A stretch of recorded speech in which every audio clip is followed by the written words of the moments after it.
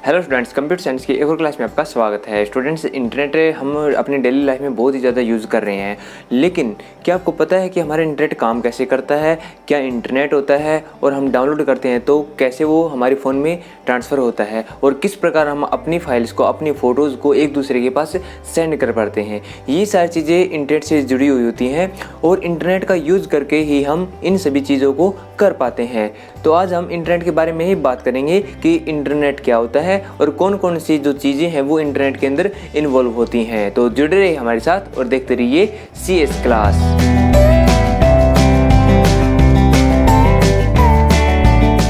Students, internet के concept को start करने से पहले हमें एक और कॉन्सेप्ट को समझना पड़ेगा, वो है नेटवर्क। कि नेटवर्क क्या होता है?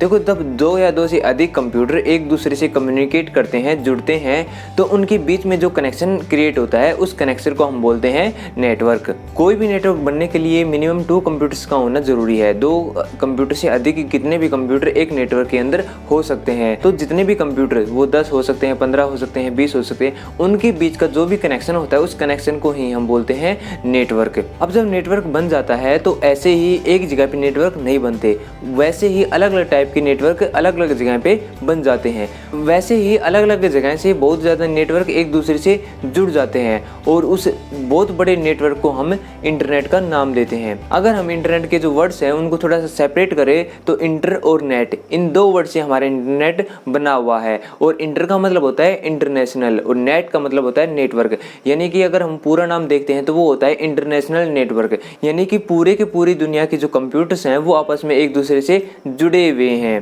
तभी हम अपनी इंफॉर्मेशन को एक दूसरे के पास सेंड कर पाते हैं और उसकी इंफॉर्मेशन को हम यूज कर पाते हैं। और अगर सीधी सी भाषा में बोला जाए तो हम ये भी बोल सकते हैं कि दुनिया का जो सबसे बड़ा नेटवर्क है उसी को हम इंटरनेट बोलते हैं, क्योंकि इंटरनेट है वो दुनिया का सबसे बड़ा नेटवर्क होता है कंप्यूटर्स का या फिर किसी भी कंप्यूटिंग डिवाइसेस का, जो एक दूसरे से आपस में जुड़े हुए हैं। अब इंटरनेट से जुड़ी हुई बहुत ज़्यादा टर्मिनोलॉजी होती हैं जिनके बारे में हमें पता होना चाहिए। उसमें से सबसे पहला आता है वेब पेज। तो जब हम इंटरनेट के ऊपर कोई भी इंफॉर्मेशन पढ़ रहे होते हैं या फिर देख रहे होते हैं, वो पेजेस के रूप में सेव होती है और उन्हीं इंटरनेट के पेजेस को हम इंटरनेट के पेज या फिर वेब पेज बोल सकते हैं। इसके बाद बात आती है कि एक वेबसाइट क्या होती है। तो जिस प्रकार बहुत ज़्यादा पेजेस मिलके एक बुक बनाते हैं, उसी प्रकार अगर हम बहुत ज़्यादा वेब पेजेस को आपस में लिंक कर देते हैं, जोड़ देते हैं, तो वो एक वेबसाइट बन जाती है। इसलिए हम वेबसाइट को collection of inter related web page बोलते हैं जो आपस में एक दूसरे से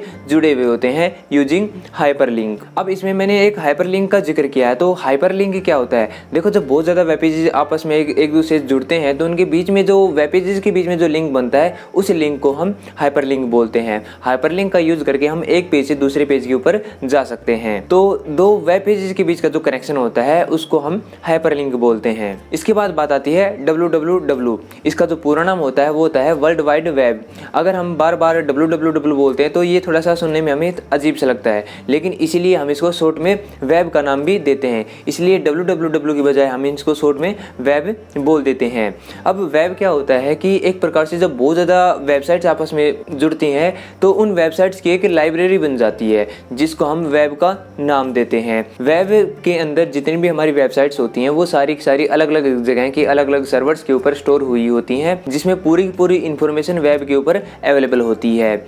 इन शॉर्ट्स हम वेबसाइट की जो लाइब्रेरी है उसको ही वेब बोल सकते हैं। इसके बाद हम बात करते हैं वेब ब्राउज़र की कि what is a web browser. तो वेब ब्राउज़र जो होता है वो किसी भी वेबसाइट को या फिर किसी भी वेब पेज को ओपन करने के लिए यूज़ किया जाता है। देखो, कंप्यूटर में जितनी भी हमारी अलग अलग टाइप की फाइल होती हैं उन सभी को एक्सेस करने के लिए, ओपन करने के लिए एक सॉफ्टवेयर की ज़रूरत होती है। उसी प्रकार जो वेब पेजेस होते हैं उनको ओपन करने के लिए हमें एक सॉफ्टवेयर की ज़रूरत पड़ती है और उसी सॉफ्टवेयर को हम वेब ब्राउज़र का नाम देते हैं। अगर हम वेब ब्राउज़र्स के एग्जाम्पल की बात करें तो गूगल क्रोम है, मोजिला फायरफॉक्स है, एप्पल सफारी है, ये सारे वेब ब्राउज़र अवेलेबल हैं जिनको हम अपने मोबाइल में या फिर अपने कंप्यूटर के अंदर यूज कर सकते हैं। इसके बाद बात आती है सर्च इंजन की कि एक सर्च इंजन क्या होता है। देखो, जो भी इंफॉर्मेशन हम हमारे इंटरनेट के ऊपर सेव होती है वो वेबसाइट के अंदर, वेब पेजेस के अंदर सेव होती है, लेकिन कौन सी इंफॉर्मेशन कौन सी वेबसाइट के कौन सी वेब पेज में सेव हुई होती है इसका रिकॉर्ड देखने के लिए हम सर्च इंजन का यूज़ करते हैं।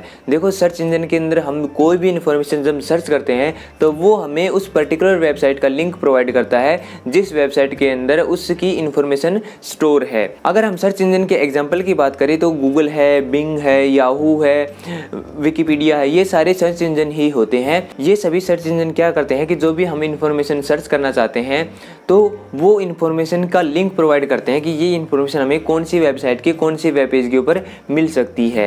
इसलिए जब भी हमें कोई इन्फॉर्मेशन सर्च करनी होती है तो इसलिए हम गूगल में सर्च करते हैं। गूगल एक सर्च इंजन है और उसी के अंदर हम सर्च करते हैं और उसी सर्च करने के बाद हमें उसी इन्फॉर्मेशन का जो लिंक है वो हमें मिल जाता है और हम उस इन्फॉर्मेशन को एक्सेस कर लेते हैं। या फिर शॉर्ट में हम ये बोल सकते हैं कि जो हमारा वेब है जिसके अंदर बहुत ज़्यादा वेबसाइट्स की लाइब्रेरी है, उस लाइब्रेरी में से एक पर्टिकुलर बुक में से कोई एक पर्टिकुलर इन्फॉर्मेशन ढूंढने का काम हमें कौन प्रोवाइड करता है? Search engine. हम उसमें कोई भी इन्फॉर्मेशन सर्च करेंगे और उसी इन्फॉर्मेशन का जो रिजल्ट है वो हमें वेब पेजेस के रूप में मिल जाता है। तो स्टूडेंट्स, ये एक छोटा सा कॉन्सेप्ट था इंटरनेट से रिलेटेड। आई होप आपको ये सारी चीज़ें समझ में आ गई होंगी। अगर आपका कोई क्वेश्चन है तो आप मुझे कभी भी पूछ सकते हैं और इंटरनेट से जुड़ी हुई आगे की चीज़ें हम अपनी नेक्स्ट वीडियो में डिस्कस करेंगे। तब तक के लिए गुड बाय।